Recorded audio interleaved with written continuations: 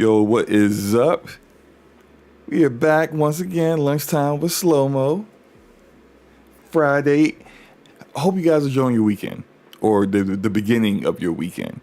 And I hope it's going to be a fruitful one for you because this is going to be a good show. And I think we're going to have a nice time as we discuss some things that are sure to probably piss a couple of people off. We got two topics that like I feel like are probably going to piss off two separate camps of people, but it is what it is, right? I got a special guest here. You guys may have heard or seen him before. I know I've seen him before and stuff. I've seen him in stuff and he didn't even forgot he was in it. He was just like, I was in that? Oh yeah, I was in that. Like so shout out to Trevor Bird. I'm sorry, no. Ramon Terrell. What's up, Ramon? How's it going, man? Hey, what's going on, man? It's glad to be on the show. It's always great to be here. And yeah, some definitely some touchy topics going, but I mean, it's life. Just gotta enjoy yourself where you can, because there's always something to do that you don't enjoy. Right. Now, before we get into it, I want to tell everybody the story, right? I want to tell people. So I'm chilling, right? I'm chilling in bed, and my wife, she likes to watch like YA stuff every now and then, like young adult stuff, and she's watching some show called like School Spirits or something. Like it was weird. It's like ghost in a school, and like I paid attention for like maybe half of the first episode, and I was like, this is a bit silly. All right. So then I'm just kind of laying in bed looking on Twitter, now looking at the screen, and I hear this voice, and I'm like, that sounds familiar. I'm like, wait, what? I think I know this person. So I look up, and the person I thought I heard was no longer on the screen. So I said, hey, can you go back like 15 seconds? And she goes back, and I'm like, Trevor Birdsong. I literally said that like out loud. I said, Trevor Birdsong. And she's like, who? And I said, no, wait, hold on. I'm sorry. That's not his real name. That's not his real name. And then I'm like, that's Ramon Terrell. I know that guy. She was just like, really? It was like, yeah. That guy, he's such a cool guy. I know Ramon. He's cool. And she's like, oh, okay. You know actors now from video games. Okay, like she just so like because of video games, like how some people are. Yeah, but toys. Yeah. Right. It threw me for a loop. So that I hit up Ramon, and I'm like, bro, I just saw you in a show, and he was like, oh, really? What show? I mean, just completely like, yeah, okay, I do this. I know. It was Hallmark? Is it ABC Family? Was it CW? What did you see? And I'm just like, no, it's on Netflix. Some show, some kids and the ghost. And he was like, oh yeah, that one. Oh, they cut all my lines. I only had like 3 lines. It's it's whatever. So I'm just like, all right, man. I'm sorry, this man is big time now. He's just like, hey, don't talk to me about my little cameos. So no, I'm kidding. I'm exaggerating his response, but we both laughed about it. It was pretty funny. I've also bring that up to say that like when we get into these topics and we start discussing stories and structure of like how to write a story or how to do things correctly, that you understand who's here, okay? It's not just SloMo here at lunchtime complaining about things and you saying, oh, shut up, SloMo. There's an actual fantasy writer here who's published work, who's going to be saying some things as well. And I know some of you are going to be like, hey, I don't care. I like what I like. We're not telling you not to like what you like. But when someone says, this is not how you write a story or whatever, accept who's saying it. That's all I'm saying. Let me shout out a couple of people real quick before we start to really get into it. We got that guy Smitty here. What's up, Smitty? We got Spider 13. Erodimus is here. It says click clack, clickety clack, y'all. So no Grand Blue today. A game. I don't think I'm gonna have enough time to play a game, but if I do have enough time, I will play Grand Blue Fantasy Relink. Okay, Erodimus, I'll play that. It is and we have Mr. Gaming Forte here as well. Forte, yo. I am sleepy. I did myself a disservice by staying up to 3 o'clock in the morning. Did you get your internet back? No, I didn't get my internet. Literally just came up like an hour ago. Oh, my good wife grief. called and told me it was up. Ah, man. Yep. Yeah, Comcast, right? Yep. Good old Comcast. Completely worthless. They shut me down at 2 o'clock, 2:30 in the morning. It was like, go to bed. Okay, and real quick, Capono, what's up, Capono? He says, SloMo thoughts on frame gen since you finally got the 4080. I barely use it. I've used it a little bit. I'll get into it. Well, actually, I'll say it real quick. I used it a little bit in Cyberpunk, and with ray trace overdrive on, which path tracing, it really comes in handy in getting your frame rate up to a playable frame rate, but there is a bit of latency there. I do agree with a lot of the tech tubers. They say that frame generation is better when your starting frame rate is at like 50, 60 frames per second. The boost you get from there, it normally turns out better. There's less artifacting, there's less issues, and I think when I was testing the 4080 Super without frame gen, I was at like 45, 50 frames per second with ray traced everything, and path tracing on. So it's playable with it, but it depends on the game. But it's a good thing, and that's actually Digital Foundry came out with a video today saying there's a mod out there that allows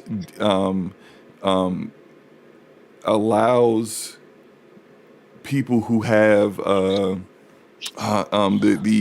AMD frame generation to be used in the place of the NVIDIA frame generation on older NVIDIA GPUs like a 3080. So that's possible now, and from what I saw, it looks really good. Like they were testing Cyberpunk at 1440p, DLSS 3.5, and then the frame generation on, and it was like close to 120 frames per second. So that's just pretty awesome.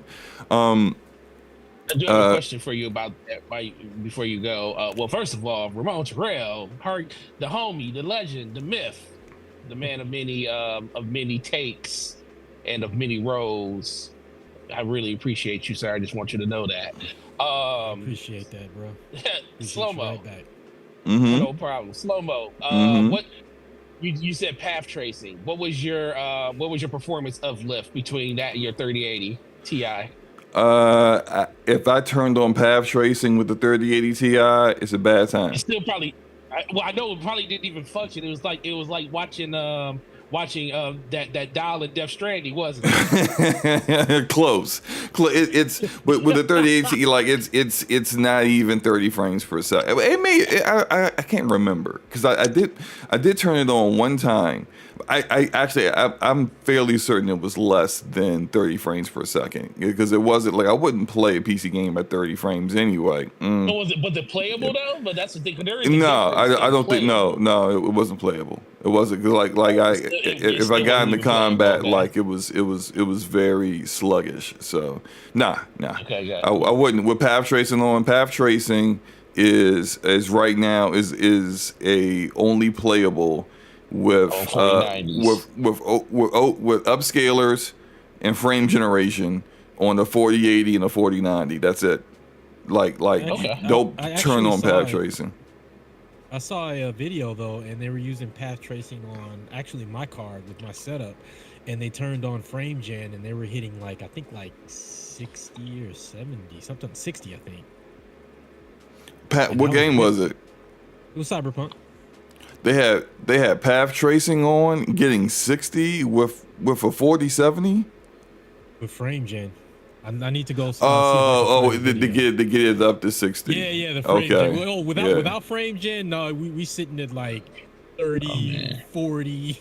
Yeah. We need those extra. We need those extra visual frames added back to the game to get up there. Yeah, like I told Forte. No way without frame gen. Without frame gen. Yeah, I told Forte with frame generation and DLSS 3 on Cyberpunk at 4K. At 4K resolution, I was doing about 80. I was doing lit. Yeah. So I was getting 80, and what I typically do at that point is because it's like it kind of will fluctuate between like 65 to 80 or 70 to 80. I just lock it at 60 because with all that visual like spectacle, I'll take a lock 60 frames per second at that point. It's because it's got a little bit of overhead due to the frame gen that the frame timing it stays pretty consistent, and so there isn't any like weird issues. What was your performance? What did you say your frame rate and stuff was yesterday on Battlefield when you were playing? I was playing at 4K and it was 130 frames per second at max settings. Jesus Christ! I need a new graphics card. but what's weird with Nvidia's recording is when you have two different monitors. Your second monitor, it won't record the second monitor, and my 4K monitor is my second monitor. So for me to record, I had to switch it back to the 1440p monitor. And when I did that at max settings, I was basically just doing what my refresh rate was on the monitor, which was 165 frames hertz. So I was getting 165 frames per second at 1440p max settings. Man, I'm running 3440 by 1600, so I'm running basically 3K, and I'm only getting max settings. I'm only getting 82 frames a second. And I'm sitting there like, you at what? At 4K? I was like, a new car. I'm just imagining with Battlefield. It already looks good. I'm just imagining what Battlefield looks like. At 4K? It feels like running at 4K plus 120. Yo, look. You think I'd be moving around the map like I'd be doing now? I'd be all over the freaking place. Look, we give a lot of shade to Frostbite engine, and as always, rest in peace to Dizzy. The eternal defender of Frostbite. But Frostbite no one could ever say Frostbite's ugly.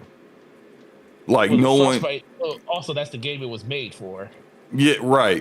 But it's made for Battlefield. But it's freaking, like, it looks beautiful. Like the visuals are great, and that's something that's not even all that important in a first person shooter like that. Let's bring it back in. Oh, well, I forgot to shout out. What are we talking about here, by the way? Okay, can you let me finish shouting everybody out, please? No, I didn't.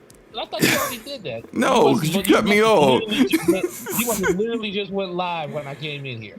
Are you at home? No. You at work? Okay. No, I probably went live about 13 minutes ago. It's saying. Shout out to Texas in the chat. Shout out to Texas. Jeff B Gaming in the house. Legendary Yobi, who says Comcast is terrible. He switched to AT&T fiber. That's an upgrade, buddy. Texas Lean, and yeah. That's everyone that's here so far. We appreciate you guys in the chat. If you haven't hit the like button yet, hit the like button. You haven't subscribed to the channel, well, hey, please just do the homie a favor and take care of that for me. We are here to discuss two things. We're going to discuss this continued discussion, because it won't go away because Xbox refuses to address it. Hi-Fi Rush potentially going to PlayStation and Nintendo Switch. And we're going to discuss, because Ramon recently finished Forspoken, and me and him were having a discussion about like some things about like story and how you set things up and really overall really kind of giving the game its flowers because it's a decent game that where people acted like was freaking Redfall last year. It's not that bad. It wasn't Redfall bad, but like we've been enjoying we enjoyed the game, but there's some things that we definitely feel like are Did you worth finish discussing. The game, SloMo? Yeah, I beat the game like a long time ago. Okay. Yeah. I won't slander it then because I ain't think you beat it. Okay. Yeah, that'll be it. I enjoyed the game. I even I didn't do a review, but on Twitter when I how I got my little games beat thread, I said look, this is a decent game. It's much better than people claimed it was. I'm sorry. It's much better than people said it was when they were calling it garbage, but I think it's not as good as some people tried to pretend it was. It's like in the middle right now. So you say? Let me see. I'm about to see how much this game is right now. I might buy Oh, it. it's probably pretty cheap It now. was on sale. It was on sale when I grabbed it, but that was like I don't know, a month or two ago. It's also been optimized a lot better than it was when I played it at launch. When I played it at launch, it had a lot of issues with like the Luminous engine and It's just its 75% PC development. off right now. Oh yeah, that's worth it. Oh man, that is at that way price. more than worth it. $17.50. Okay, I'm gonna buy it today. I can buy it for I can buy it for that. Yeah, it's worth it. It's worth it. And the main actress is she's pretty good. Like, matter of fact, let's get into that. Let's discuss it. Ramon, tell me about your experience with Forspoken. So, Forspoken is an interesting thing. I mean, obviously they have to start with the origin story and everything, which is New York. And a really kind of fun aside is nowadays people like they call this type of thing isekai, but in the fantasy writing world we just call it portal fantasy because that's what it is. It's portal fantasy. But I mean, whether you call it portal fantasy or isekai, someone is transported from from our world into another world that is a fantasy setting. So I thought they did a good job with that. The reveal of Cuff and everything. She finds Cuff, and then all of the story. The story beats in terms of like her character arc.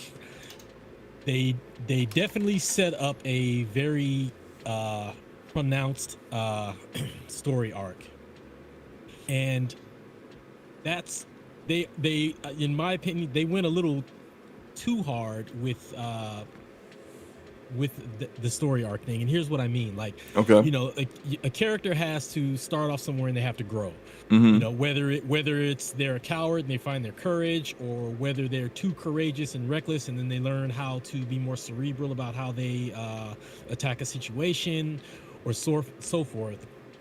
Frey is more kind of self-centered and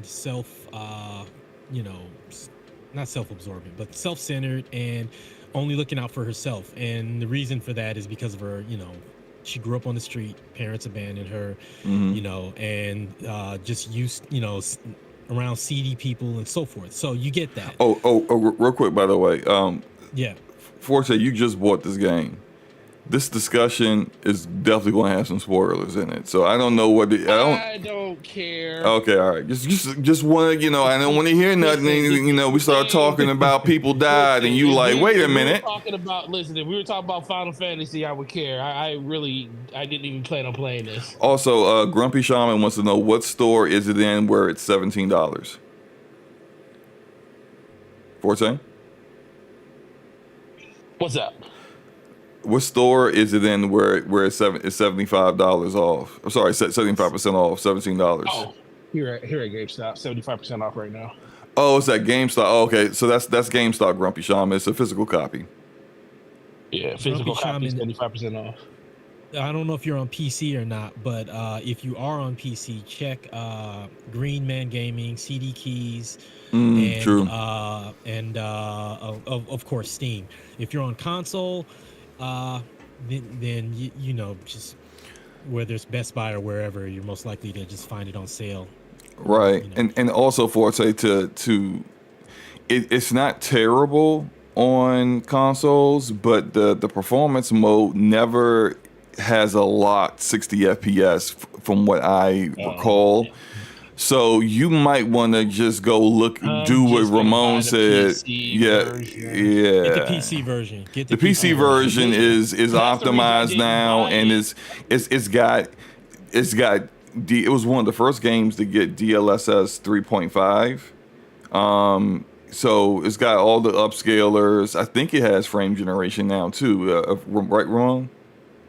I think it does. I can't remember if I turned it on or not. I don't think Yeah. I turned it on. If it has it, I bring that up for you, Forte, because if it has it, if you get that mod that I talked about earlier that Digital Foundry did a video on, you could use frame generation even with your 3070 Ti.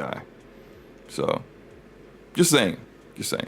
I'm sorry. Go ahead, Ramon. Go ahead and continue. You were discussing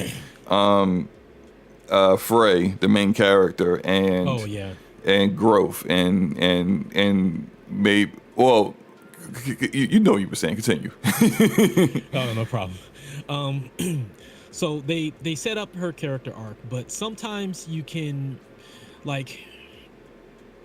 you have to know the character that you're writing, and what I mean by that is, if you are writing a character with a specific background or a specific type of character or a specific ethnicity, so forth, it is going to become glaringly obvious from people that have at least one of those backgrounds that you do not have that experience, and that you did not consult someone with that experience.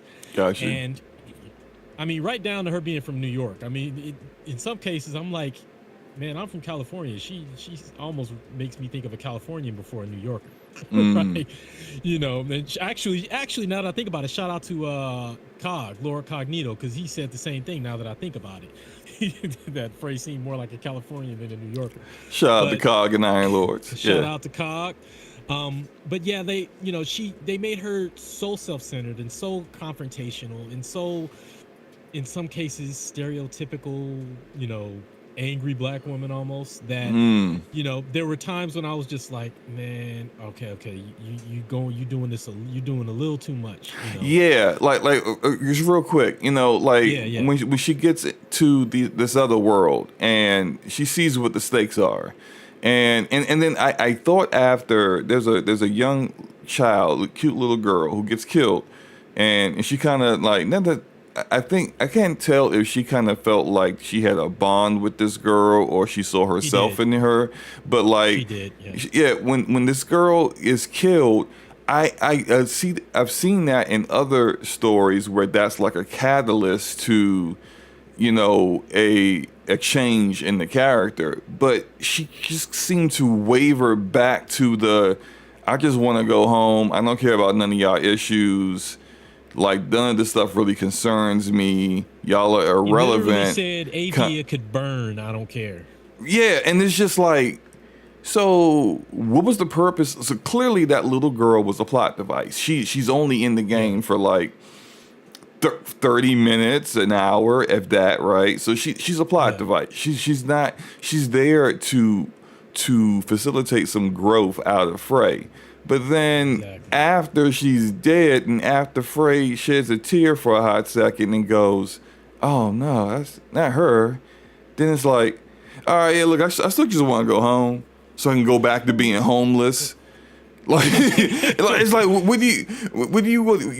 your cat's better off with that judge you gave it to, who could actually feed it. You have no money. You have no home because you were living in a abandoned apartment that you couldn't pay rent on, that burned down. The money you saved up is gone. I don't know why she ain't grabbed the money, but she grabbed. I'm sorry, that cat can burn. I'm taking the money. I can get a new cat. I can get 20 cats with that money, right? Just whatever, right? Damn. What life are you so hell bent on going back to? Because the life that you're going back to sucks. But whatever. Like, it's that the point was it's the setup of a growth arc that then kind of it was just kind of pointless. And it's just, as a writer, when you see things like that, like what do you think? Like, do you think went on in the writers' room? Is it too many writers here and they're kind of like stepping on each other's toes or something? Like, what's happening when you see things like that? Honestly, that could have been it. It was a little bit, her arc was a little disjointed because just with it being fresh in my mind, I remember this. So basically, little girl dies, and then Frey is like, I'm gonna go kill this Tanta because she's responsible for this little girl that's death who I connected with, yada yada yada. So she goes on this mission to go kill this Tanta, and then they fight. She achieves her goal. And at first I was like, okay, this is unrealistic. Somebody doesn't just set out to kill somebody. It takes a lot for someone to take that step. But the thing is they did cover that. So I was giving them their flowers. I was like, okay, she was out for revenge. I get that. She wanted to avenge the little girl. And then after she did what she did, she felt the remorse. She felt the heaviness of what she did. She's like, I'm not killing anybody else. I'm not fighting and killing somebody else.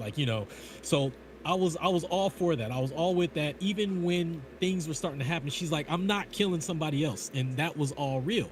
So I'm like, okay, cool. This is a good job. Then, when the heat really starts coming, and then she's, and then when Robian, or, Bob, as she called him, when, that happens, then she's just like, she's pissed off because he's her ticket out of here. And it's just like, that level of callousness was just kind of misplaced. And the thing is they took her from empathy, connecting with the little girl, and then feeling the weight of her actions with the Tanta. It needed to be done, but then she goes back to apathy again, and she's just like, I just don't give a damn about any of you guys. It's like, I know I connected with this little girl. I know these people believed in me. I know Robian, who had nothing to gain from me at all, also believed in me, but nobody likes somebody unless they want something, so I don't care about any of you guys. You know what I mean? And it's like, so there were, people were calling her demon and stuff like that. So, the reticence that she has, I can understand that as well. So there were some justified animosity that she had, but there were also people there that treated her well. And when somebody, a basic human trait, a natural human trait, is when someone does right by you, you feel like you want to reciprocate. And only, for the people who treated her right, and the young lady who helped her out, and she's just like, to her face, like, I don't give a damn about any of you guys. Athia can burn. It's just like, I know you're setting up an arc, but this is a little bit too much. They went way too hard. She bounced back and forth between, empathetic and apathetic, and it's just they went just a little too hard. And I think it could have been, writers butting heads where it's like, no, she needs to be more, of a hard heart before she softens up, or so forth. And it's just, I don't know, it was off-putting. And I'm trying not to get ahead of us. Get to what was done well. But, right. Because a lot was done well, but that really kind of rubbed me the wrong way from a writing standpoint. Now, something that you had brought up kind of piqued my interest about, like that callousness that she has. And I think it kind of goes towards my feelings about the character in general. Now, I feel like as the game went on, the story got better, and it got by the end, I was like, all right, this is it's not as bad as the marketing made it seem story wise, but I still didn't like Frey, and I still didn't like her because I think there is, when you kind of create, like, well, at least when I've seen this done, villains who are the like a protagonist is not necessarily a good person. The protagonist is literally just the person that we're following in the story. They could be an anti-hero, they could be a villain, whatever. But the purpose of making that person a protagonist is that you either want to root for them, even though they may not be the best person ever, or you're just waiting to see their downfall. And with Frey, it was neither of those things. I didn't care about her downfall, and I didn't care to root for her either, because she was just that annoying to me. Now, if you got a villain that's like charismatic, and we see this a lot with writers who do, they'll make you empathize with the villain. You'll find out that the guy that you thought was just a cold-hearted killer has a daughter, or maybe a family that he lost, and it's the reason why he's turned the way he's turned. But it's even, or he only kills certain kinds of people that you may feel like deserve, like Dexter, for example. Well, Dexter will only kill, the other horrible people, other monsters like himself. And people can empathize with that. The TV show You, where, it boggles the mind how many people root for Joe. Joe is a sick bastard. He's a sick person who gets obsessed about women, and his obsession ends up killing them. And people will be like, "Oh, but I like him because he beat up he killed that one guy that was beating on his girlfriend, or he killed that one child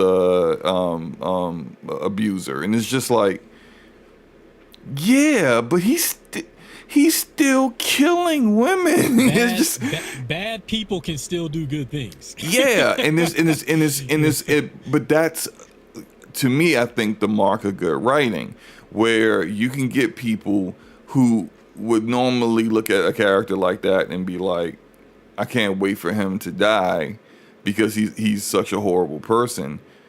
And instead they're like, oh, I understand why he feels that way.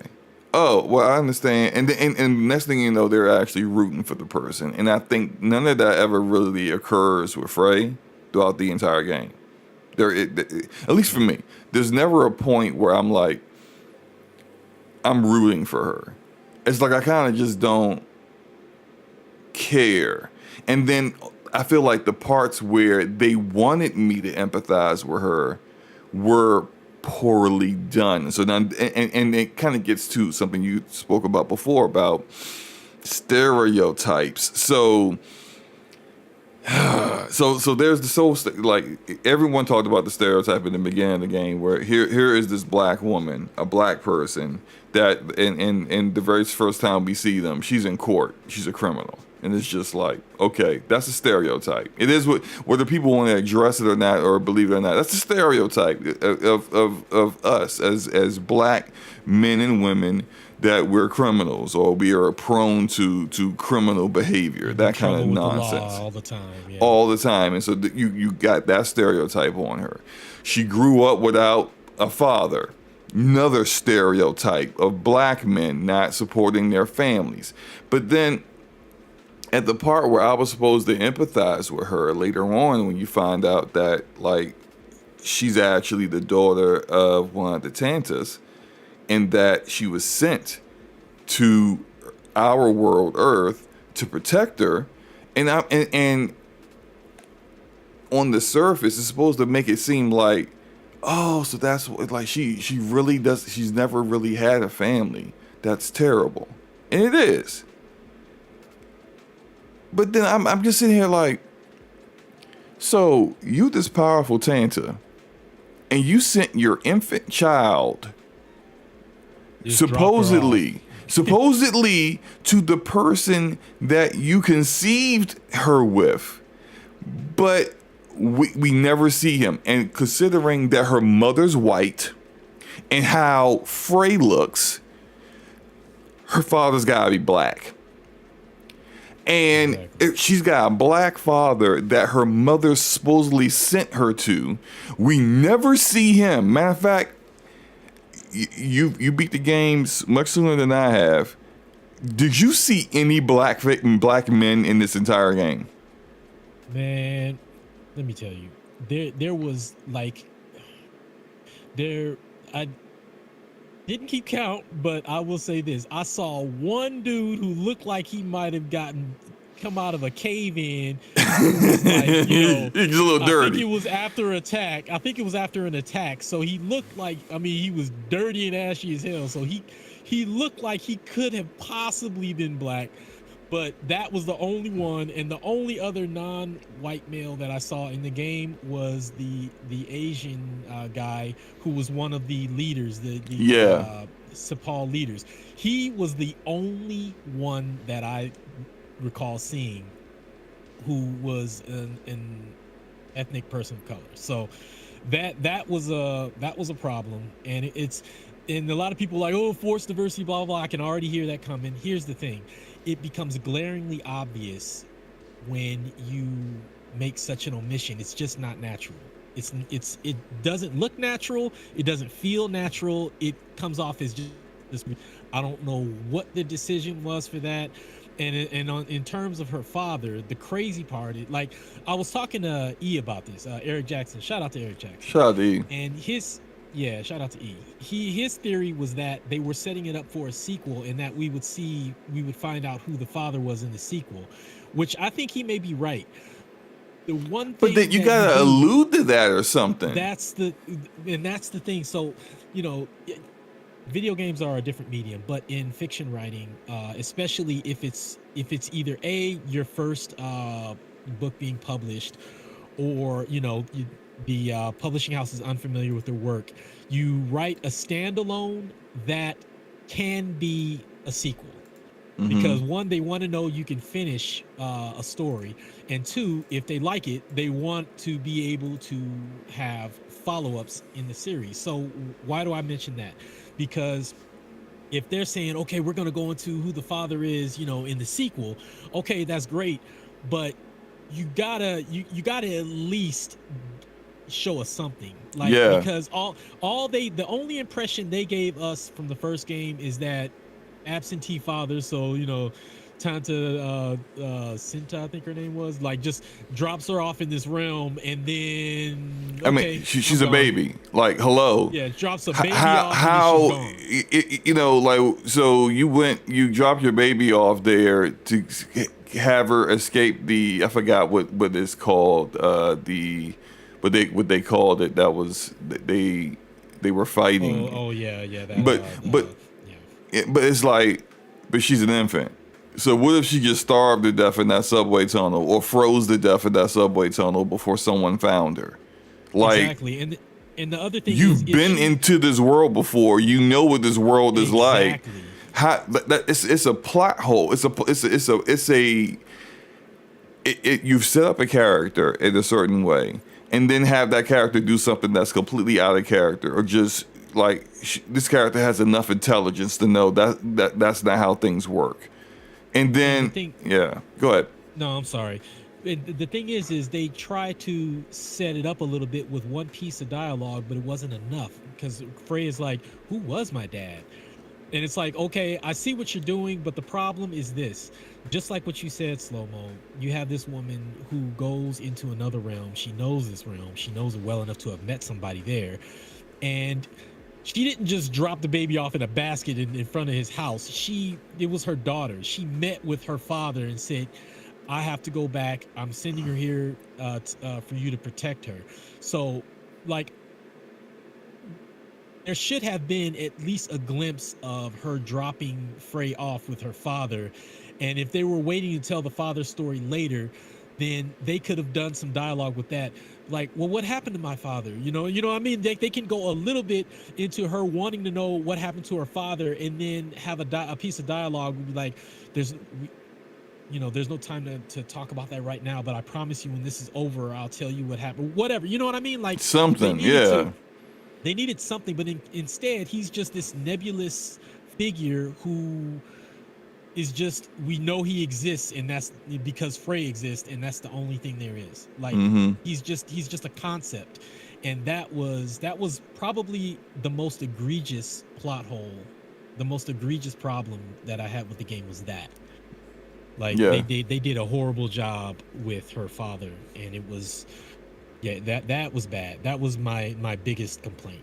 Yeah, that was actually my biggest complaint as well, because it's you combine the poor decision on a writing standpoint with the appearance of a absentee black father, and it's just like, coming from Japanese developers and some white writers, it smacks in the face of being a bit disrespectful to me. Yeah. But I think we've kind of. Was there any other negatives that you wanted to get out before we start talking about the positives? No, really. I think that's about it. I mean, you had some folks who, could have taken a very easy step in consulting, a black woman, a biracial black woman, a black woman who came from that background. They had a number of choices, that they could have made to, deal with this problem. And that was the biggest problem. Frey as a character, like, she had redeeming qualities. She wasn't completely a lost cause, but she was very hard to root for because she, quite frankly, wasn't likable. And so that and her parentage were my biggest issues. So that's about it. Just give me a second. I just realized that I had some issues going on with my mic software. Frustrating how that happens. My bad. Yeah. So all that out of the way, let's speak on the positives of the game. Like, what was probably the aspects that you enjoyed the most from it? Well, what I'm gonna lead into that by saying that since we covered the irresponsibility of some of the writing choices, I'm gonna bring some smoke to the irresponsibility of people using social media and having quote unquote fun talking shit. Forspoken is an example of people using social media irresponsibly. The game did not deserve even half the smoke that it got and all of the flack that it got, because the game, number one, is fun. Like, I found when I wasn't playing it, I was looking forward to getting back and playing it because the story was good. It had its issues, it had plot holes, but there was still a good story there, and it was an engaging story. The combat was excellent. You would be hard pressed to find a magic system as deep as this in most games. I mean, it was multi-layered right down to her fingernails. I mean, a passive magical abilities or magical properties of the patterns that she puts on her fingernails was freaking brilliant in my opinion. And what was it, three different, I think she had 4 different magics at her disposal. I think it was 3 or 4. Yeah. But she had multiple different types of magic at her disposal, and then each enemy, are vulnerable to certain magics and resistant to others. And real quick, I think there was, so in all the gameplay I'm showing right now is from me very, very early in the game, where I didn't beat the first Tansa yet, so I didn't get the second power. She starts off with this earth power, and I think even though the game really opens up with the combat as you get all the abilities and you're able to switch back and forth, and then you're able to take advantage of weaknesses of certain kind of enemies when they're weak to certain elements, typical RPG kind of stuff, right? It's in the beginning, it's not as fun because you're fighting with just one power, and you're fighting some enemies that are resistant to that power, and or all the abilities have different kinds of abilities. So like with Earth, like I'm literally throwing rocks at enemies and stuff like that, and using like vines as whips and stuff.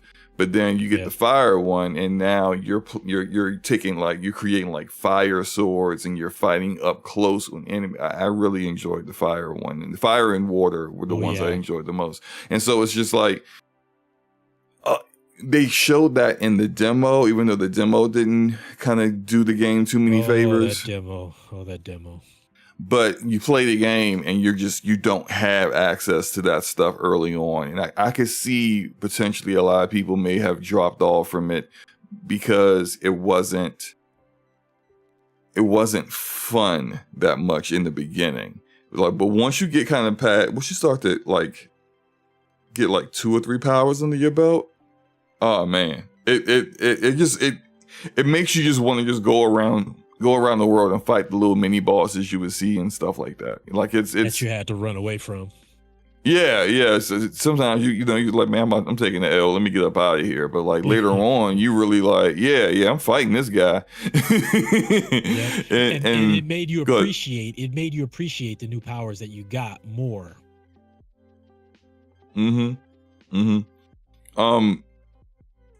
I cut you off. You were saying something else before I cut you off. Oh no, all good. No, yeah, the combat, like you mentioned the demo, and the sad part about the demo is I saw as soon as I fired it up and I started playing it, I immediately saw what they were trying to do, but I knew it wasn't going to work. They gave you access to to a bunch of powers right off the bat.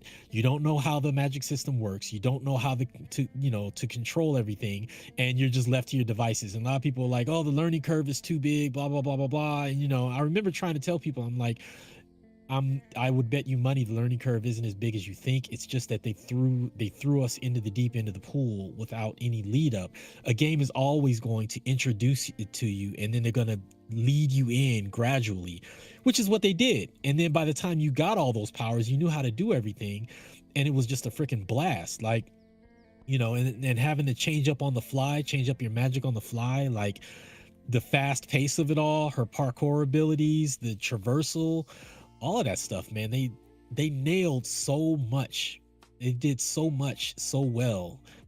And in spite of the game's, several flaws, I had a blast. Like, I always say, like, I know how much I enjoy a game is if I'll say it's earned its place as a permanent part of my collection. And it has, it had some shit that pissed me off. It had, we went over the negatives already, but there is so much fun to be had in this game. I mean, you can look at the footage and see, like, it's just fun. It's just fun.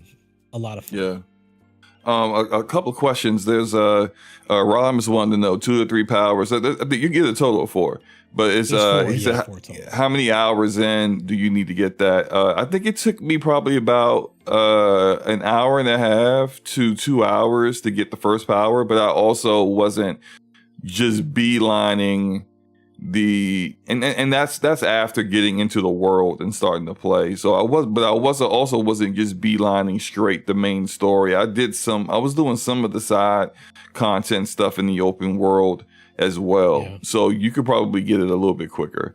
And the traversal, like the traversal is awesome because like you don't really see it as much in this footage because I only got 1 power, and I'm really kind of just really doing like that bounce power where she can just like do she can just jump long distances and stuff. But like there's another ability where she develops where she basically creates a whip and she can wrap it around structures and then slingshot herself. Yeah.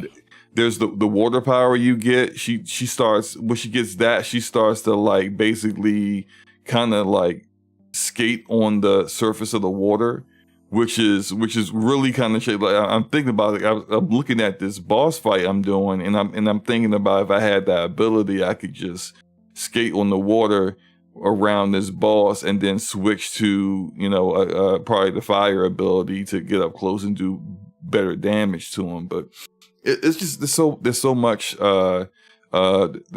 versatility to it. I thought the combat was extremely well done. Something else about the traversal that I really liked is because of the speed and her dexterity, if you saw, like, I spent a lot of time collecting those like magic gas cloud, whatever they are, the magic gas that replenish it, that you use as currency to power yourself up. I spent a lot of time collecting that stuff early on, so it took me even longer to get the first power because I was doing that. But if you see something in the distance, you know how like with most games, you see something in the distance and you're like, oh man, yeah, I'll go get that later. I don't feel like going all the way over there. In Forspoken, if you see something far in the distance and you're like, oh man, I want to go get that. At least with me, I didn't hesitate because I knew I would be able to get over there fast and be able to get back fast. Not to mention the fast travel is like literally about as close to instantaneous as you can get. Fade to black, come back. Super fast. Yeah, it's they definitely. This is actually on PC. I think it may have been it's the second game, because the first game to use DirectX storage, which is like it's what gets PC games to load as fast, or potentially, well, I wouldn't say fast, but as fast as a PS5. PS5, yeah. The very first game to use that was Dead Space. Oh, was it Dead Space? I thought it was Ratchet Dead Space came out. I mean, Ratchet and Clank came out after both of these games. So the first one was Dead Space in January of 2023, I believe, and it used it, but it didn't use it to a great degree. Forspoken used it, and it actually was a bit bugged when it first came out, but they fixed it when this is again, the optimization for the game is a lot better now. And then it was used, extremely well by Nixus and Ratchet and Clank Rift Apart, even though they did cap it to Gen 3 speeds for certain things with loading, which it seems very odd to do that. I don't know if that was PlayStation saying we can't allow this game to load faster on PC than it does on our PS5, but I don't know. Anywho, yeah. So this game's loading is pretty awesome. Yeah, like, I mean,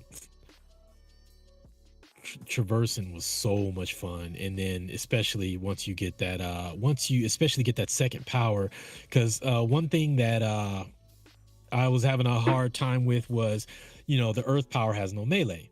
And so, I was just like, man, I know I'm going to get a melee attack, so it was like, once I finally did get that fire melee attack, then it was just like, all right, now we're in business. You know what I mean? And it was just like, each time you acquired a new power that built upon her abilities, like, that progression made me appreciate each power more, because it was just like, you could tell what you were lacking. Like, you could totally tell what you were lacking in any given situation, and then it was addressed, and then like you either were motivated to go back and deal with that situation, or you just found a lot of traversal and combat opportunities opened up to you. So it was really cool the way they did that. Okay. Now, overall, and I guess we can go ahead and put a in this discussion on this. Oh no! Before we do that, you played In Tanto We Trust, the DLC, right? I did, yeah. Went straight into it. I really liked the story of that. I liked everything about it.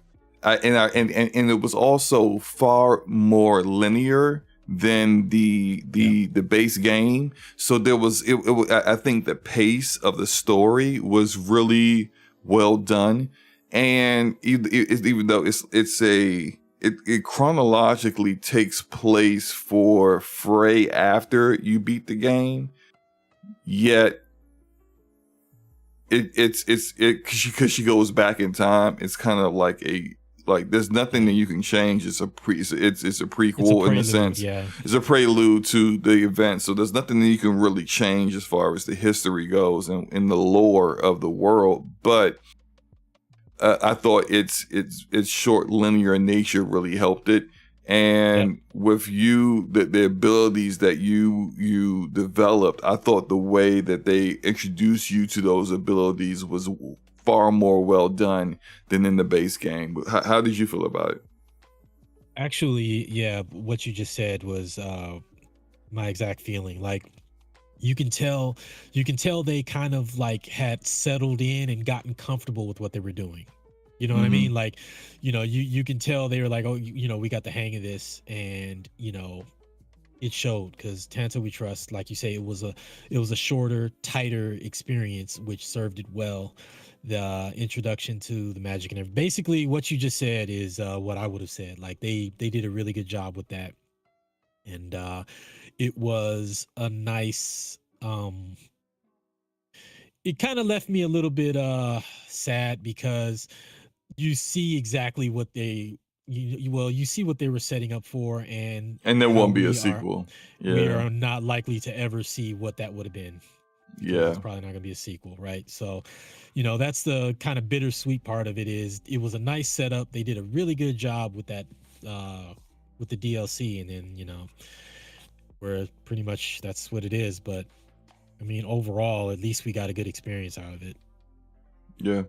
Yeah, and I do wonder, when you bought the game, because you got it on sale, did it come with the DLC altogether, or did you have to buy that separate? It didn't. When I bought it, like the whole package was available, but it would have been cheaper for me to get it on sale and then pay full price for the DLC than versus getting the whole thing at the price that it was at the time. So I got them separate. Yeah, got you. All right. Well, I mean, okay. So overall, what are your thoughts on the full game experience overall? For Forspoken. Overall, great. I enjoyed it a lot. I have issues that I spent my time cussing out the writers for. There were some. Yeah, I mean, we already eviscerated them on the writing mistakes. They did do some things well with the writing. So overall, if I'm gonna put a score to it, it started off as a 7 for me, and then it ended up being a 7.5 for me. I really enjoyed it. The combat the overall story and the combat really redeemed this game, especially the combat. Like, I mean, it just really redeemed the game. Excellent combat and traversal. So yeah, I would say for me personally, I put it at about a 7.5. Cool. Yeah, for me, it turned out to be about a 7 for me. I think the issues with story are its biggest hindrance, and the way they wrote the protagonist. Although I do think that the actress, I forget her name, but I think she does a good job with the material that they give her, and the gameplay's fire. The traversal's good.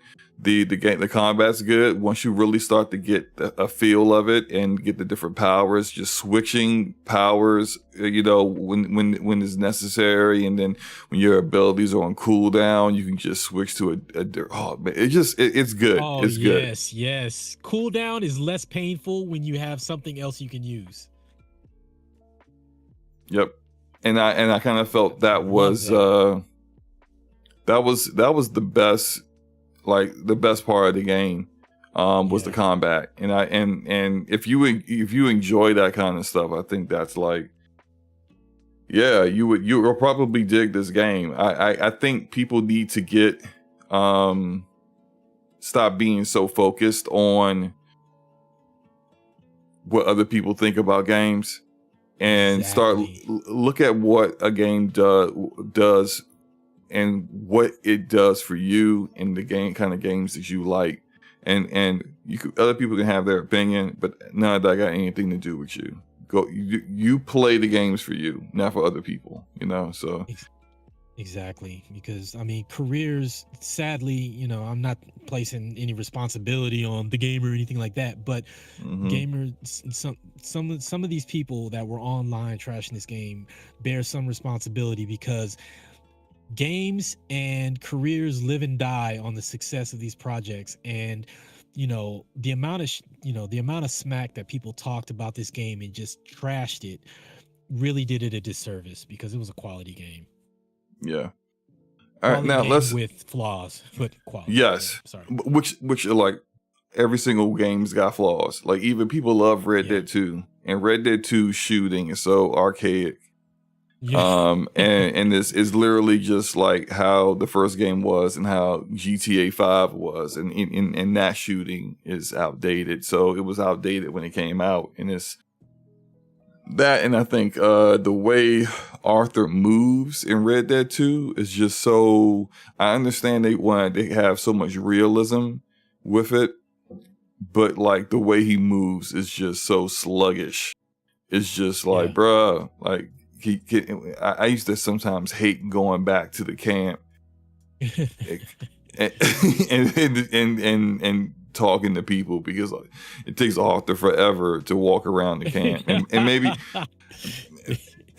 And I didn't play it too much on PC because it launched on consoles first, and it was even like when I played it on Xbox Series, Xbox One X, it was 4K, native 4K, 30 frames per second. I think maybe the frame rate may also played a part in some of my my impatience with that. But all that to say, really, some of the best games out there have flaws, and so like when people make a big deal about a flaw that a game may have, you gotta kind of like take into account like that's their opinion on it, and if you may resonate with the things that they say or you may not. If it's not that big a deal to you, then hey, maybe go get that game a shot. Hi-Fi Rush. So I'm showing I don't have any Hi-Fi Rush footage because I played Hi-Fi Rush, I beat the first level, and then I uninstalled the game. It just wasn't really for me. Yeah, it wasn't. I remember you saying it's not your type of game. I loved it, but yeah, it's not your thing. Yeah, but I can recognize it's a high quality title, because for what it does, it's good at what it does. Now I say all that to say that there's been these rumors going around that Hi-Fi Rush is going to PlayStation 5 and the Nintendo Switch. And these rumors seem to have gotten just stronger over time. Oh man, Game of Forte says, I will now apologize for dumping on this game. Come out with a better experience on console, which is my first impression. I know it's way better on PC. If you want me to praise your game, do better. I think he's talking about Forspoken. I'm not saying anyone should apologize for how they feel about the game. I'm talking about when it comes to Forspoken, people being influenced to the point where they will not try a game that may actually resonate with them due to what other people say. So that's what I'm talking about, Forte. With Hi-Fi Rush, I didn't care about this game, and this is a game I think Forte liked this game. I don't know if Forte beat it or not, but I didn't. It didn't like rhythm games. I don't care for them, but this game is a high quality game. It's made by Tango Gameworks. And it was what we thought to be. Shadow dropped last year and thought to be exclusive to the Xbox ecosystem, which is the Xbox console and PC and cloud, right? That's the Xbox ecosystem. These are things that Phil Spencer, when the Bethesda acquisition, the ZeniMax Media acquisition was completed, these were things that Phil Spencer was letting people know. He was, and people are trying to go through this revisionist history now, where when he said case by case basis, he meant all their games, and I'm like, no, he did not mean all their games. He definitely was speaking in the realm of the games that go to other platforms are going to be based upon the IP that's already like Minecraft, kind of stuff that is it, or once they acquire ABK, Call of Duty, where it makes sense to keep that stuff on all platforms because you've cultivated a community of gamers who love those games on other platforms already, and they're less likely to dump those platforms to go play that game on your platform. But he was very clear when it came to ZeniMax games that the stuff that would go to other platforms would be the games that were like ongoing games, like Elder Scrolls Online, Fallout 76. New content on those games will continue to go to those games. Like this was clear. This was known by everyone, and we all understood what they meant when they said that. For them to put this game on the Nintendo Switch and PlayStation, it's basically putting another nail in the actual Xbox hardware when it comes to any viability of it becoming successful on its own. And yes, we all know that they don't consider Xbox to be just the hardware. We know that. But you sell the hardware. Yeah. We know that they are with ABK, a lot of those games will continue to be everywhere. We know that. But they are games that you have marketed as exclusive, and putting them on other platforms is not exclusive. You know, PC's different. PC's a completely different market. Like, we're talking about putting them on rival consoles. When you look at a pie chart of the entire video game industry, they split up the markets with mobile, which is half the pie, or maybe a little bit more than half the pie. Consoles, which is like 30% of the pie. PC, which is another 25%. And then the other cloud and VR and everything else makes up whatever is extra there. If you don't believe me, go on Google, look up gaming revenue, and pick a year. And look at the data that you see. This is how they split up the industry. The PC market is not considered a part of the console market. And Xbox, Microsoft game, they never considered PC to be a competitor. Even Sony now does not consider PC to be a competitor. So people who come up with this, you should have known this was going to happen when they started putting their games on PC. That has nothing to do with anything. Sony is putting their games on PC. Is Sony putting their games on Xbox? No. Because Xbox is their competitor, not Steam. What? Excuse me? I thought you had something to say, Forte. Listen, I learned a long time ago not to take stuff at face value that these corporations say, because you know the old adage, men lie, women lie, my children lie, corporations lie, executives lie. There's so many different things that are being said. You know, Phil Spencer talking about VR, that ain't come out. You know, PlayStation talking about they believe in generations. But guess what? As soon as the generations start, we ain't selling consoles like that because they're not available. These games are coming on PS4 too, even knowing that was always the plan from the beginning, because it ain't like you just made games on PS4 at the last second. That was already a thing. You just wanted to get the notion out there that, hey, we care about this, and we want to sell as many PlayStation 5s to as many people as possible, and we believe in generations. So I choose to believe in my heart that corporations mean what they say at that moment, but then things change. A lot of stuff always changes. Like, I truly believe Xbox once wanted an ecosystem where the console was a meaningful part of the platform, but we saw over the course of, through most of their own doing, with not really promoting the console, not having, experiences on the console that people want to, indulge in. That's why you see people like yourself and people like Ramon retreat to PC and dump their Xboxes because the experiences isn't there. And then on top of it, if they do come out with an experience that you want to indulge in, you could do it on PC.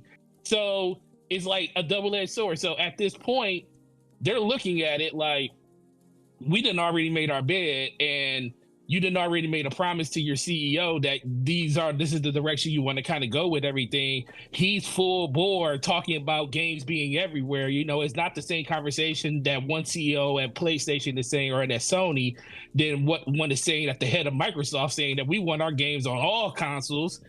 So it's just it's a direction that they put themselves in because of the media, just because they didn't have anything for a while. They didn't have a reason for people to buy a console, so they couldn't sell their games on their particular platform. So they pivoted to PC. You saw really good growth on PC.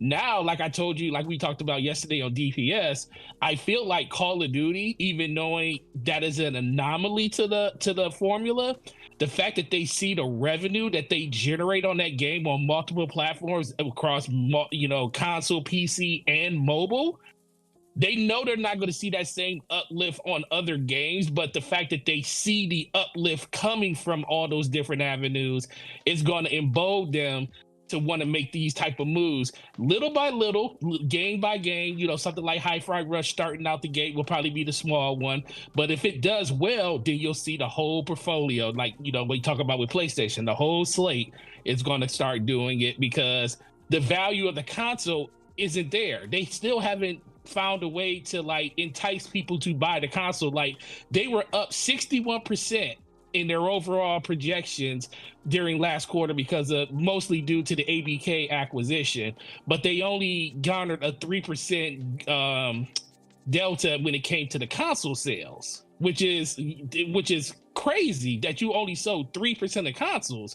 So that just shows that PlayStation still values the fact that their console is still the priority. That was what the CEO said in his message. He was like, we still say PlayStation is the entry point, but we're going to put our games where computing is when it comes to PC, mobile, and cloud.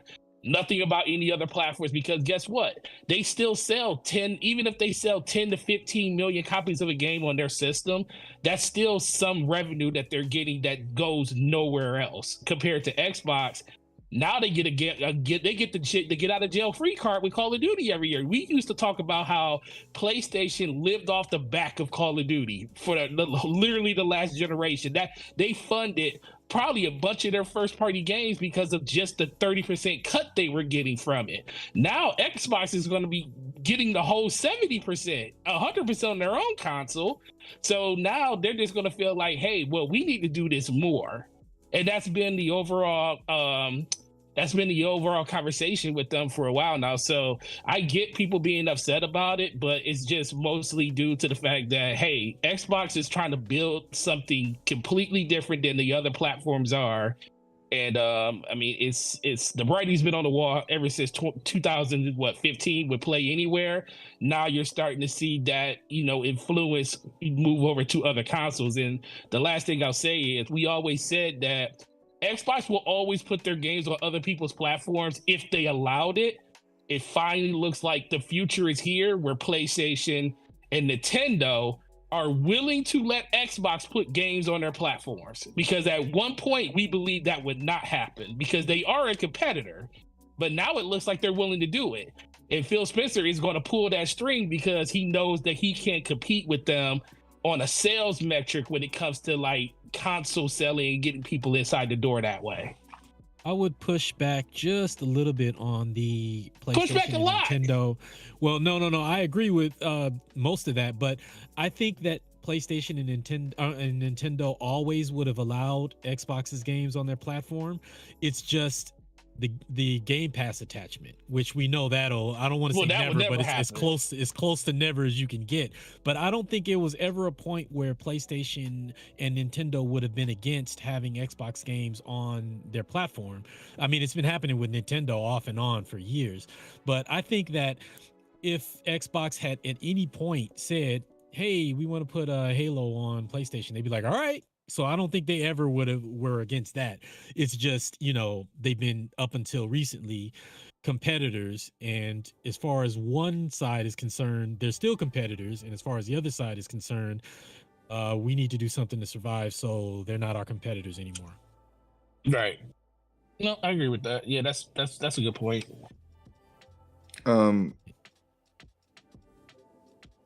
I think we as gamers spend why? Oh my bad. I am not even paying attention. Let me close that down. I got the screen. I was looking at something that somebody sent me, and it went to a different video. PC? Sir, Just making sure, man. there ain't no daggone Pornhub on my PC. That now your PC might be having Pornhub on there. My phone has Pornhub. My PC doesn't. Okay, well, you can keep all that over there with you. I don't have any Hi-Fi Rush gameplay to show, so I had a YouTube video going, and then I got distracted. And then it started going to like the Death of Halo video or something like that. Oh man! Yeah, which is an apt video for YouTube to then put into the queue right after this. Oh man! The Death of Halo. The sad part about this is a friend of mine who is a big Bethesda fan. Like, excuse me, when he heard that they bought Bethesda, he was pissed because he used to be an Xbox gamer and then he moved to PlayStation and that's where he's been. And so then he grudgingly bought a Series S right before a Series S Sierra right before Starfield came out because it wasn't going to be on PlayStation. But my point is, people, if you have the games, people will buy your console, even if it's a supplementary console. It's still a sale. So that's, like the whole thing. I mean, we've been over it over and over again ad nauseum over the past, since Phil's Kind of Funny video when he's like, people aren't going to sell their PlayStations to get an Xbox. It was never about that. It was never about that. Yeah. It's about getting them to buy one anyway. Keyword anyway. I bought it when I had my Series X. I bought it because, I wanted to play Starfield. I wanted to play, some of the other Bethesda games. Like, they sold me a secondary console because of those games.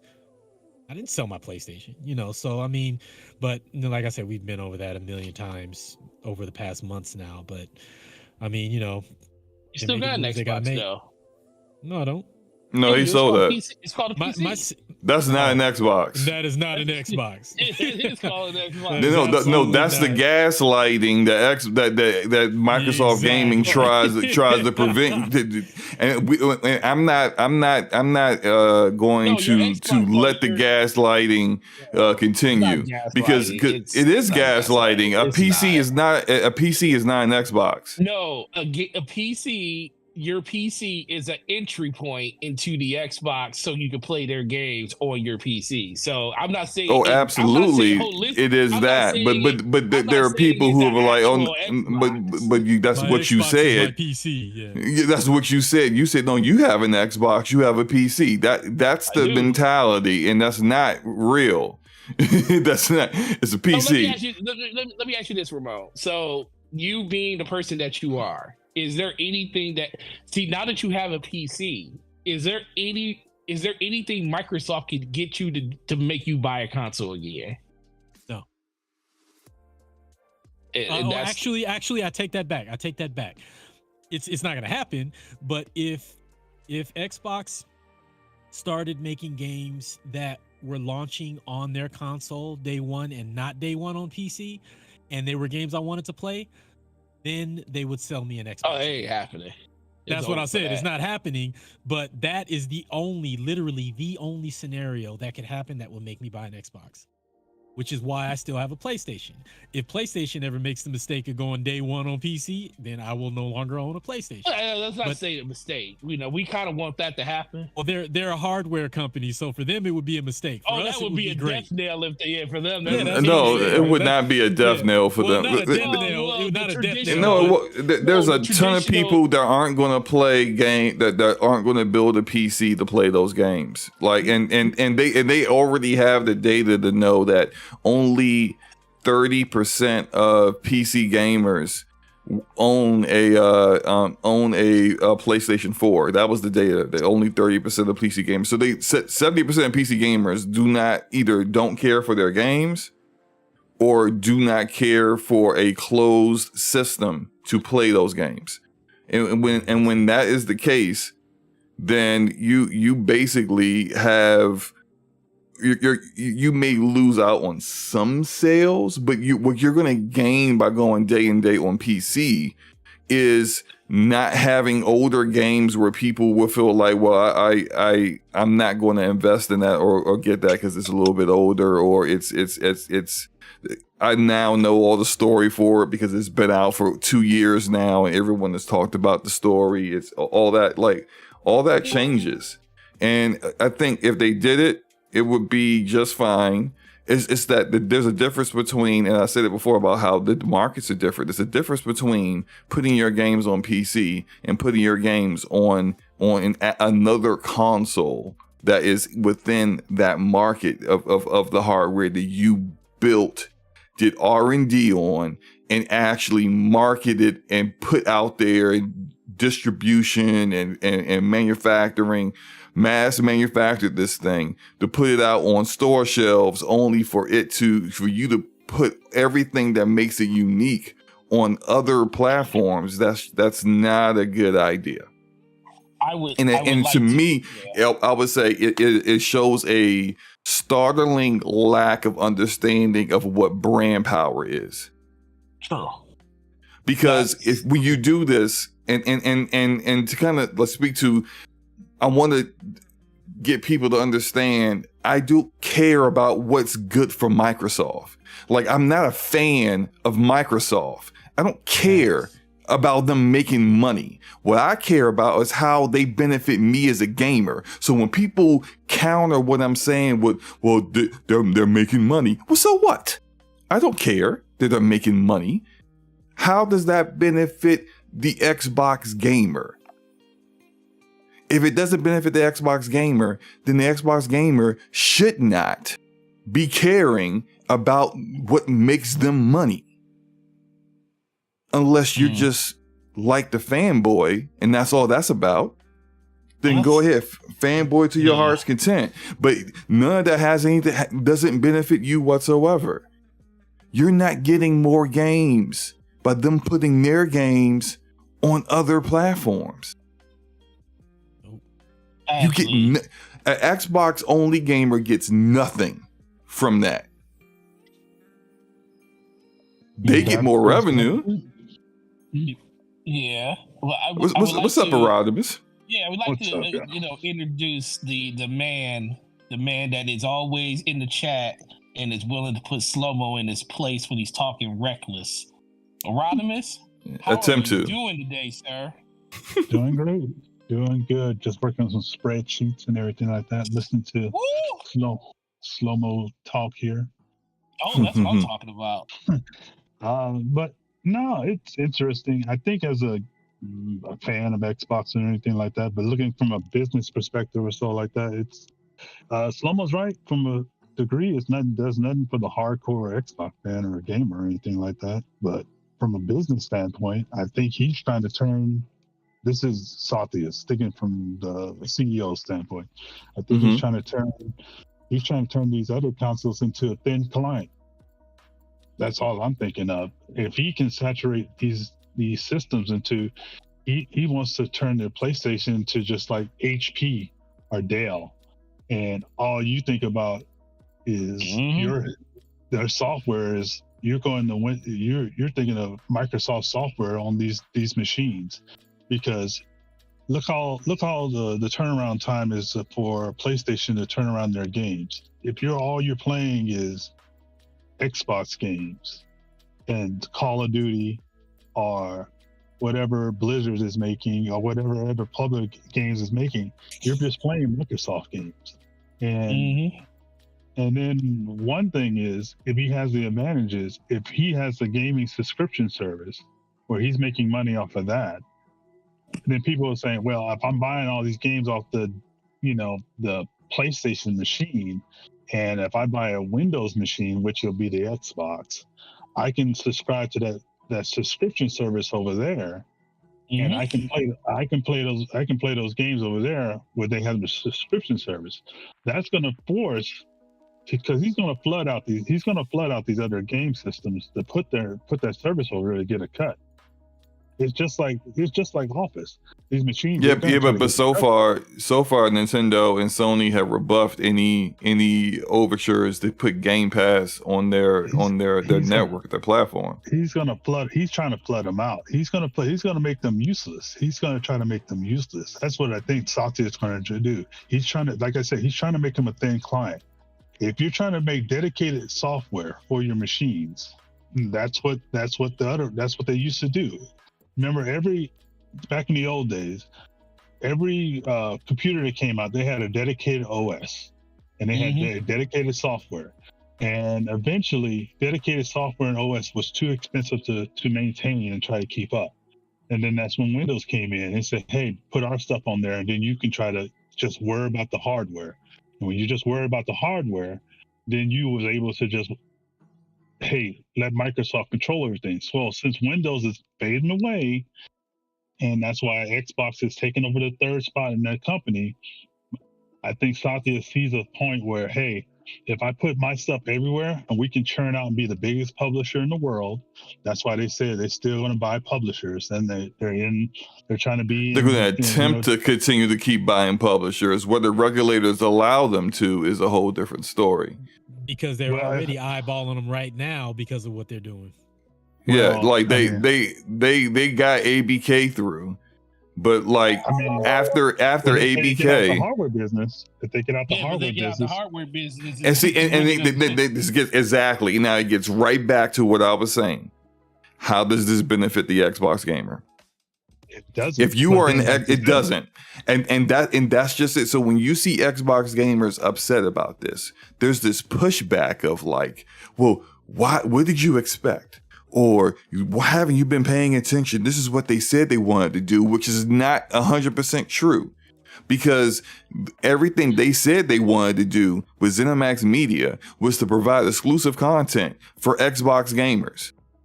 I think. How is this game that I'm showing going to PlayStation and Switch doing what you said? Well, this is the reason why we purchased it. Now, as Forte said earlier, hey, things change, and that's fine. And when things change, hold on. When things change, people have the option to make changes themselves. You know, when you get new information and when people make different decisions, now you have the choice to decide whether you want to engage in this ecosystem anymore if you so choose to. So when I see stuff like this and you're saying, oh, it's only going to be, well, behind the scenes, the word is it's only going to be some games. It's not going to be all of them. So Hi-Fi Rush, okay, but it won't be Halo, Gears, and Forza. It won't be Starfield. It won't. You can't control that narrative. Yeah, you can't control that. But you're going to have people, if you're a PlayStation gamer or a Nintendo Switch gamer who saw Hi-Fi Rush and said, I want to play that, but I'm not going to buy an entire Xbox to play one game. But then you start to see more games coming out and you're like, oh, that looks good. That looks good too. Maybe I'm considering it. All that goes away when you put Hi-Fi Rush on their platform. Now, all they're ever going to think is, well, this is going to come over here eventually. I'll just wait. And now my machine has more value because my machine has the exclusive games that Nintendo or Sony make for this machine and are only on this machine in this market, this console market. And I get the Xbox games, so I don't have to buy an Xbox. And sorry, Sarah Bond, I'm sorry you took this job. I hope your bonus isn't tied to Xbox hardware, because you ain't getting it. Because if this happens, because I gotta say because Dorian Gray in the chat's gonna freak out because we were talking like it's all facts. If this all comes to play the way things are looking, their Xbox hardware, which is already floundering, is going to get even worse. And at what point? At what point does it becomes a question outside of Microsoft gaming to the other executives that say, why are we still spending money making this? You don't see the direction. we've seen the subscription is only what 10%, and that's across all subscription services. It only represents 10% of the market. I don't see this as strengthening the subscription position, because most people who have a platform, they're not going to say, oh man, well, I'm going to go subscribe. No, that people still would rather buy the games, generally speaking. And I mean, we're seeing that right now. And, Yeah, and another great point. Hold on, another great point for the Xbox only gamer. Xbox only gamers complaining about third parties skipping their platform, not putting games on their platform. If your platform becomes even less valuable where less people are in the ecosystem, you're going to get more third party developers and publishers who are going to skip the platform because they're saying, why should I put my games here? It's not worth it. So it's devaluing not just the first party games, which were supposed to be exclusive, which are now not going to be exclusive. The most they're timed exclusive, in the minds of the overall gaming community, whether it's the reality or not, they're timed exclusive. And the real reality of third party saying, you know what, man, it's not worth it over here.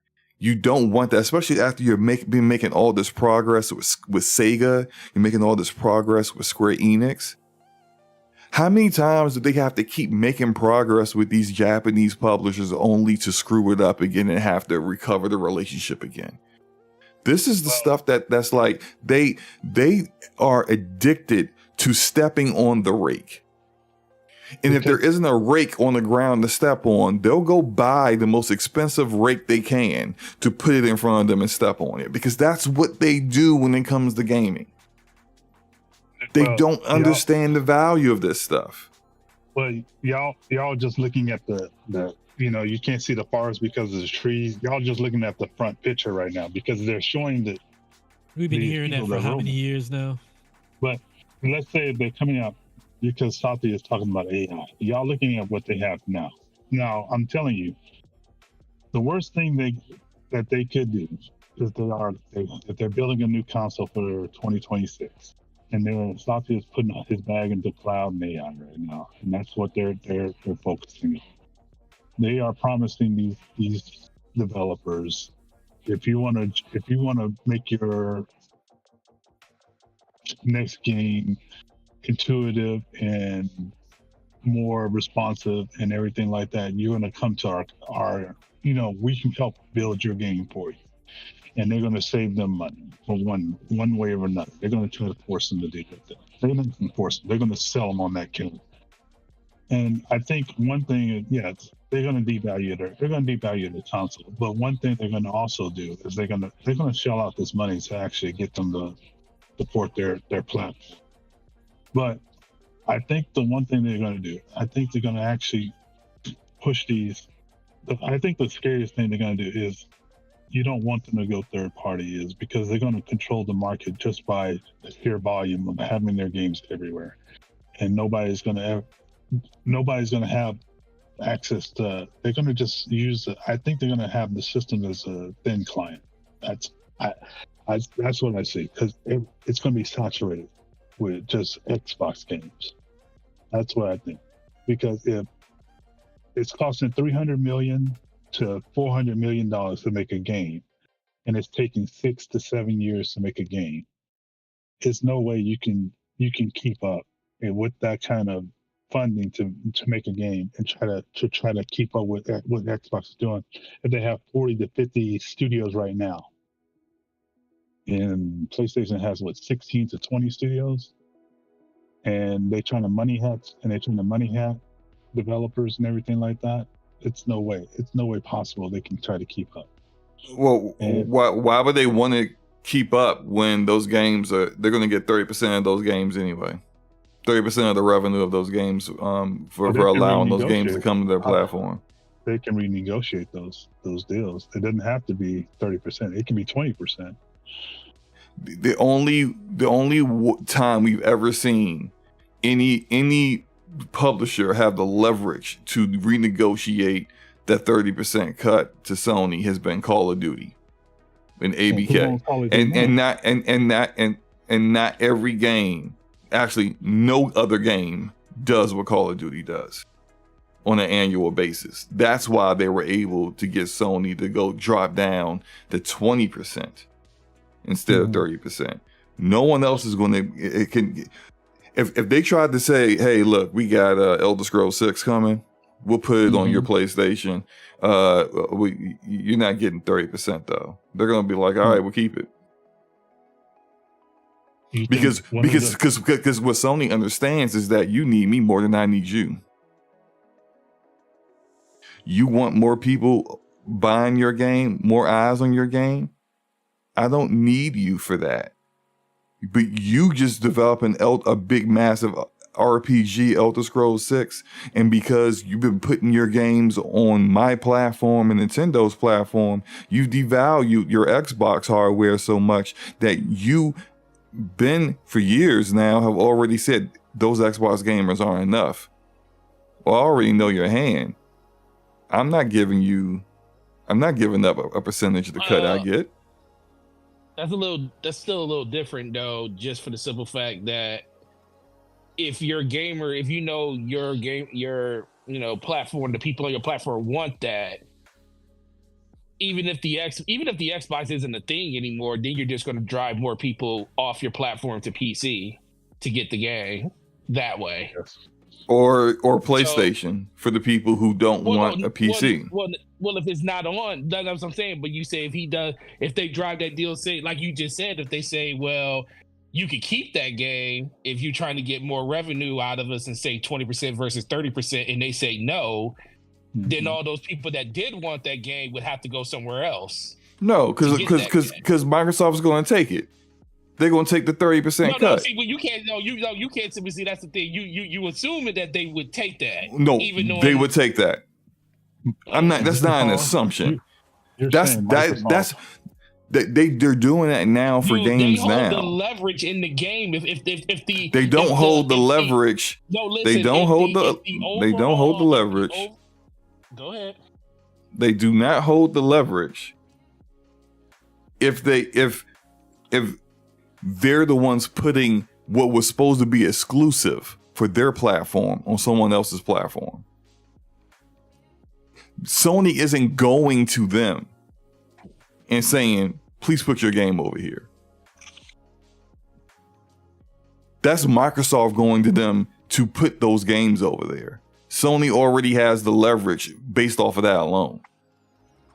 They didn't ask for you to put Elder Scrolls 6 on there. That just means you want to put your games in more places, though. I mean, we already know that. We already know that. But when we talk about getting them to give up a cut of something they didn't ask for.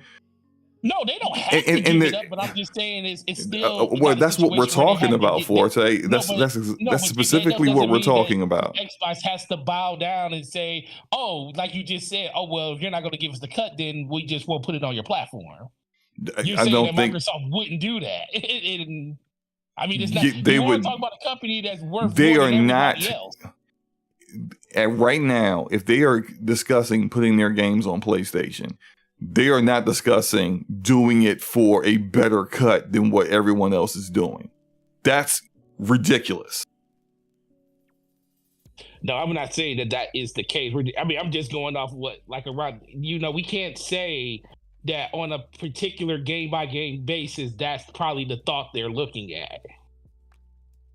I'm not saying across all their games. I mean, but there might be some, like you said, Call of Duty was the one game that could make somebody bend the knee because of it was Call of Duty. But it also could be other games. It could be something else. It can't be other. Forte. It's not other games. What other game is on the level of Call of Duty? Well, nothing other Xbox, but Grand Theft Auto surely could do it. They don't own Take-Two. No, we're just talking about games in general. I mean, there's games that can do it. There's only two games that I know in history but we are specifically right, and that's why I said Microsoft wouldn't be doing that to Sony because they only have one of those games, and they already have Call of Duty. And from the way Phil Spencer has spoken already previously, that all the tricks that ABK used to do, all the exclusive, all that stuff's gone. So we're literally believing that right off back when we talked about how these corporations say one thing and do something else later. if they tried to do something else later. Anything these corporations say. Okay. For Call of Duty, they could go back and say we want we want to take that additional 10% back from you, and Sony will be like begrudgingly okay, but that's just Call of Duty. Yeah, that's not everything else. That's not everything else. So also depends on how Call of Duty looks after everything that just recently happened. Call of Duty's a machine. As long as they get to releasing a new Call of Duty every year, it will continue to be top 5 sold game in the world. Top 2 top game sold in the world every year. Top game sold in the world. Something about they were gonna give it an extra year and not do it every year. I thought I heard him say something about that. Oh, thank you, Lucius. Thank you for reminding me. Phil was asked that question by the FTC under oath. Oh, that's right. He can't do what you guys are suggesting because he said he wouldn't do that. So that's out. He wouldn't ask for like leverage Call of Duty against PlayStation in that manner. So he's not going.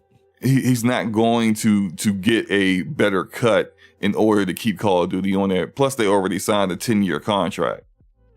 Yeah, so even after that original 10-year contract did say all of Activision, and it got reduced to just Call of Duty. So yes, but those other Activision games don't have the value that Call of Duty has as well. So they don't even have the grounds to ask for more than 30%.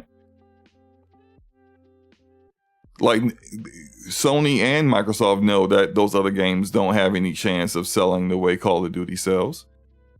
We never know. I mean, you can have a game like we just had Power come out with 12 million, 19 million, whatever users or something like that. You never know.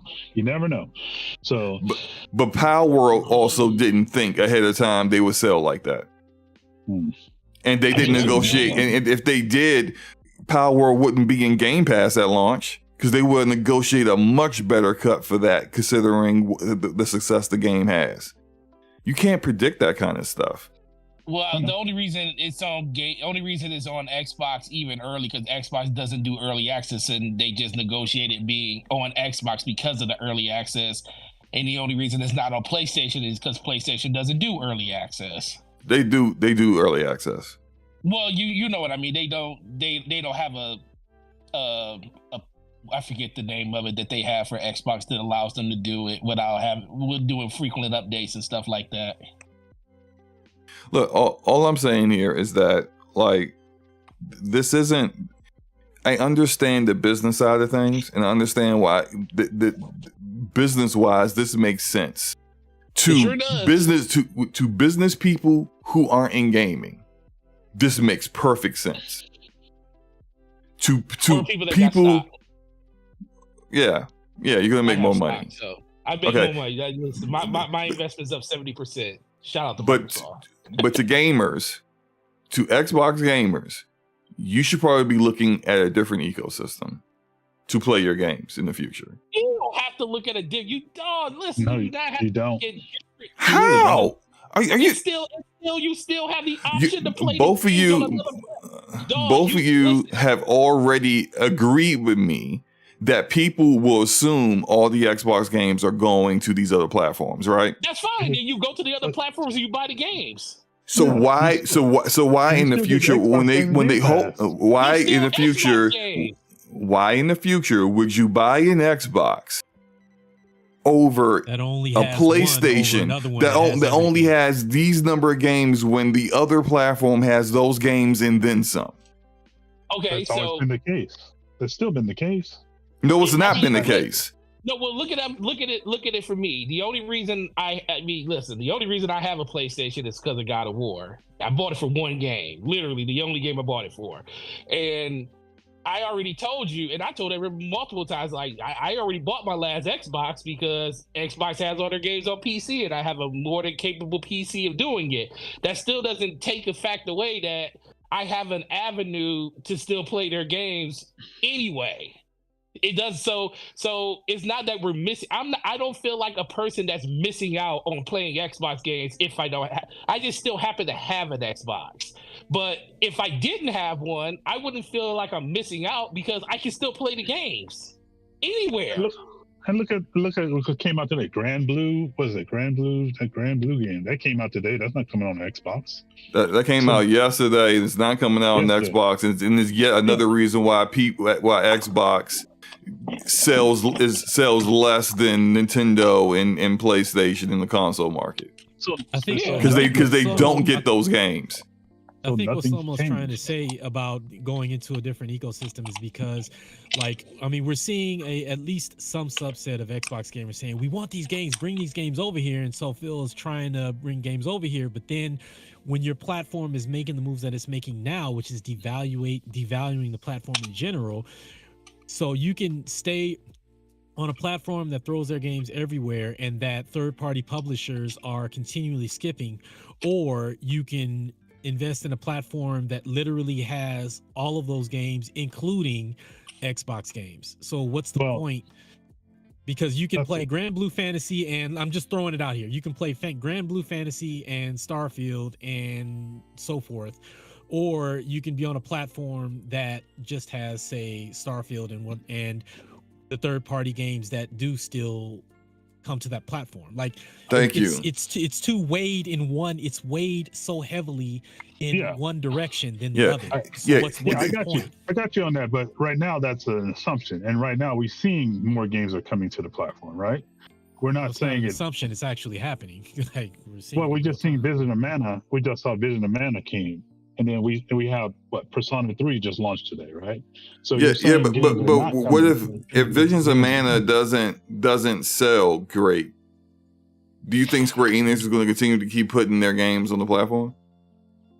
But you have to give it an opportunity to sell if it doesn't come at all, right? We can't have to buy it though, and a lot of gamers that I've seen, gotta have it's not on Game Pass, so Yeah, it comes first. It comes first, and you gotta have gamers here that are actually going to. We're talking about the future here, okay? So, like, let's say Visions of Mana 2 comes out, and it's going to be on PS6, and it's coming to Xbox, whatever the new Xbox is going to be in 2027. Okay, now this is after you've put Hi-Fi Rush on Nintendo and PlayStation, and then after all the people who played it and now think even Halo and Gears, whether they say it or not, is coming to PlayStation, and now your new Xbox is selling less than your Xbox Series X and S, which also sold less, to your disappointment and admitted disappointment, Xbox One.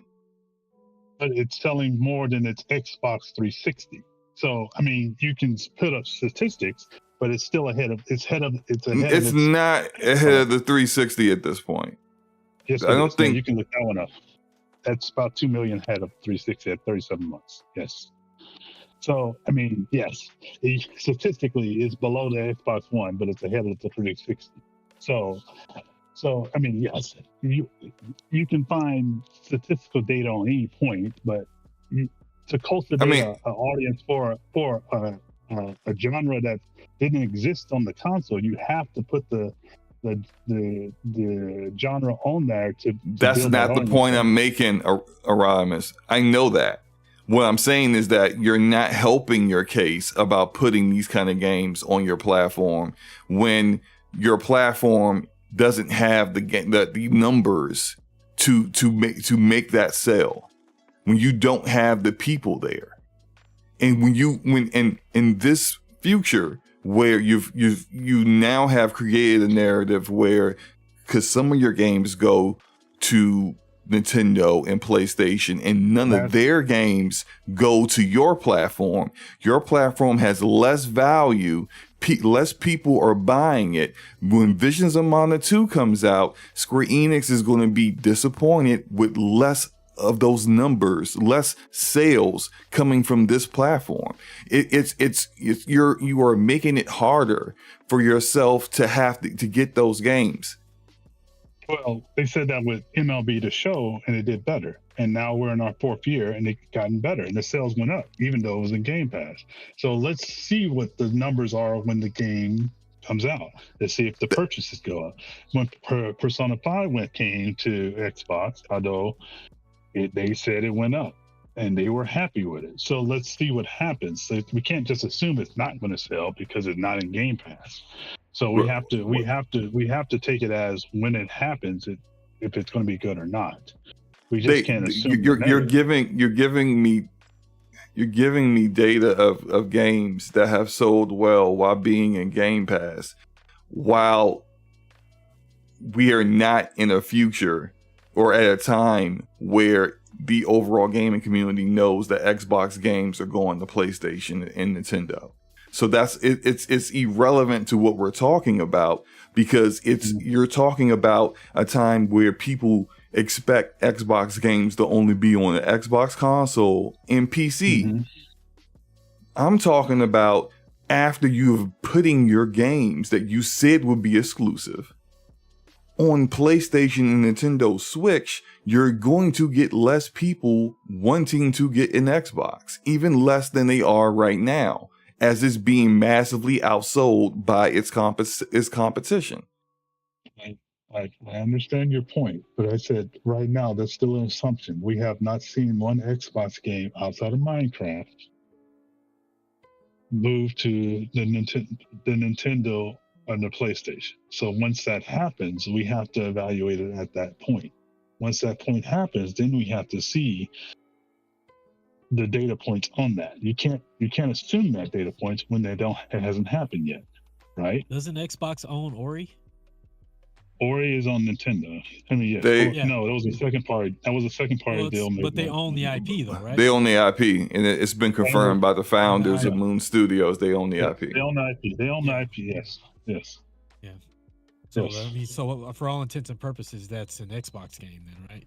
Since they yes, but the more people, but Nintendo Switches are like secondary units, right?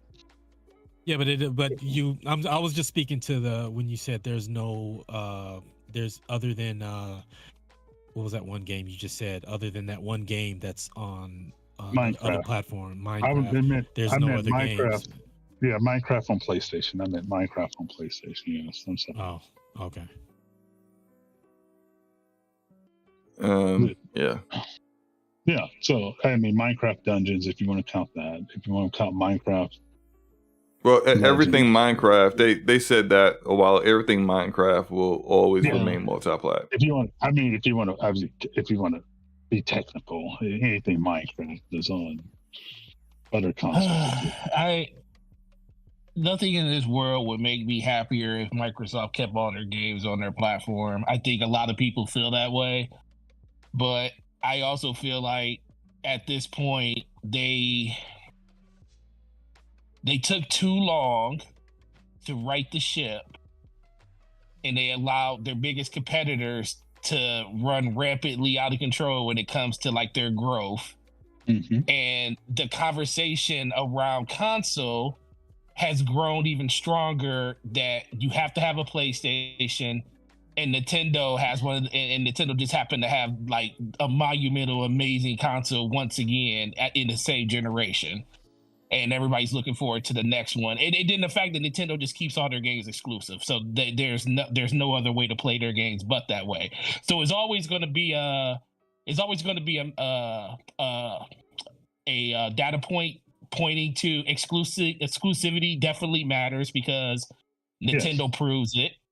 And then there's also going to be a data point that console sales matter to an extent, because PlayStation proves it.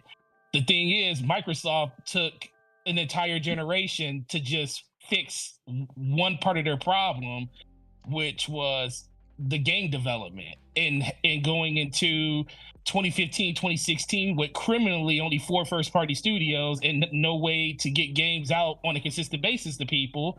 And now they're looking at it like they moved in a complete different direction because they had to find a way to get their games, being bought by other people.